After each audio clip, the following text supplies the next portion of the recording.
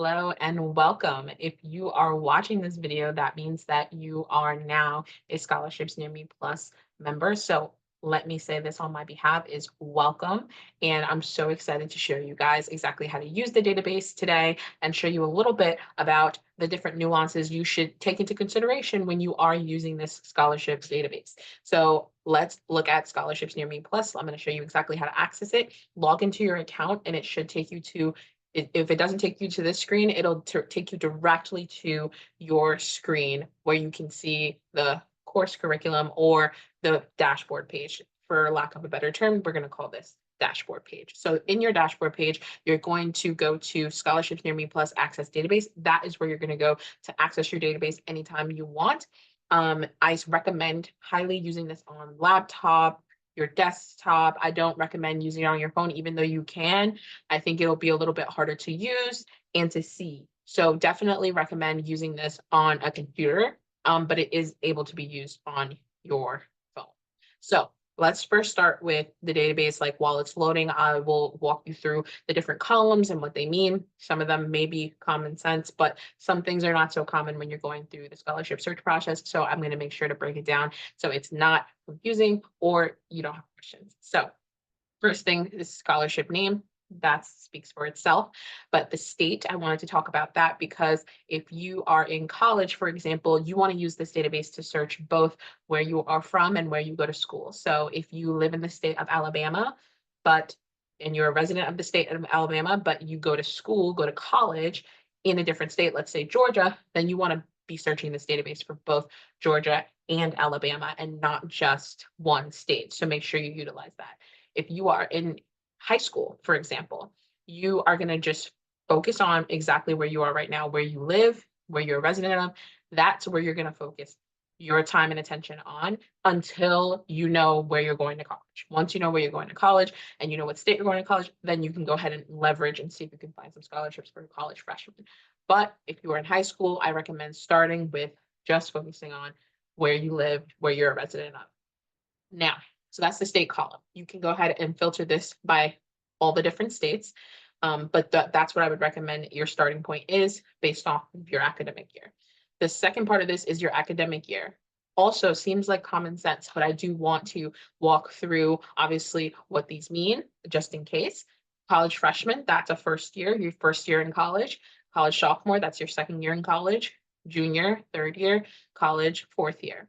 High school freshman, sophomore, senior, junior, same thing. It's going to be 1, 2, 3, 4, the years you're in school. Postgraduate is not a high school graduate. However, it is a college graduate. So when you see post grad, that means that it's open to graduate students. Graduate students meaning you're enrolled in a master's degree or a PhD. So that is what we mean by post grad, and that is how you should filter by your academic year, is based off of that.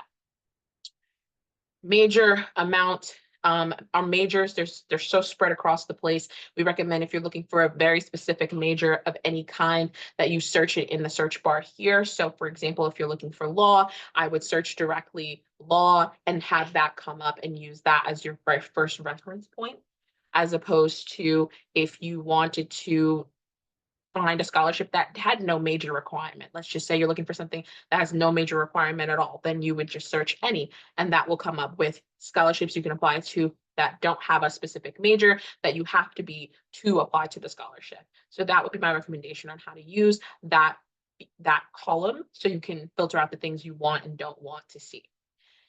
Amount, very straightforward. Due date, very straightforward. These are both due dates current, and we scrub this list very often. So if there's anything that closes or is not available anymore, we try to make sure to scrub that out. But if you see anything, feel free to let us know and we will make sure everything gets updated.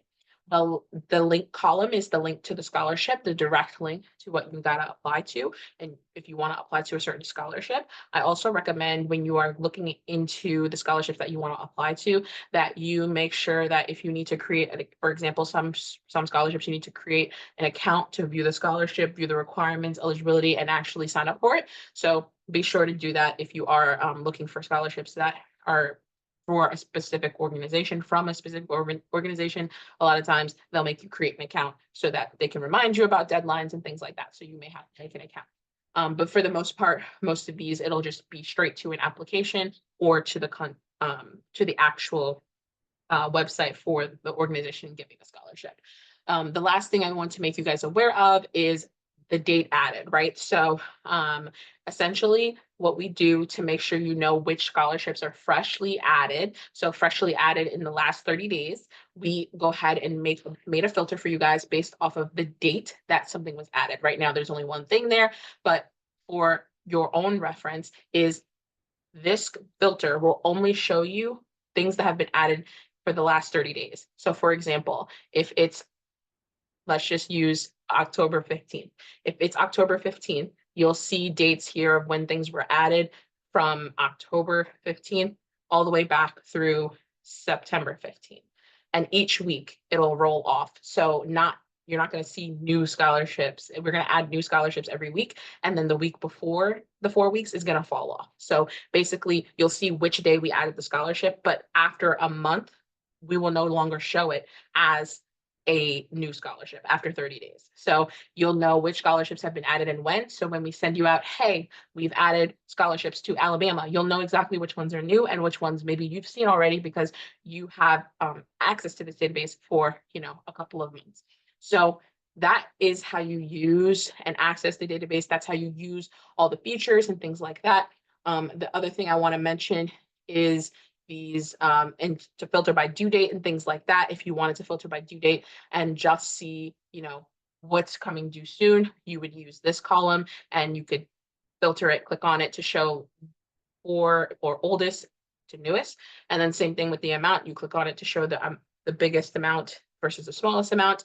But I always recommend, before you filter using any of these columns, that you first use these three. So these three, the first thing I would do is use your state, your academic year, and you don't need to use this filter if you are brand new because they're all going to be new to you.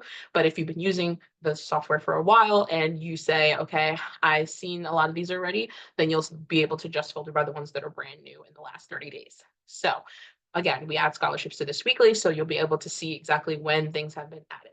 So if you have any questions, obviously make sure you reach out to membership@scholarshipjunkie.com and we can walk you through or help you even further with any questions that you may have.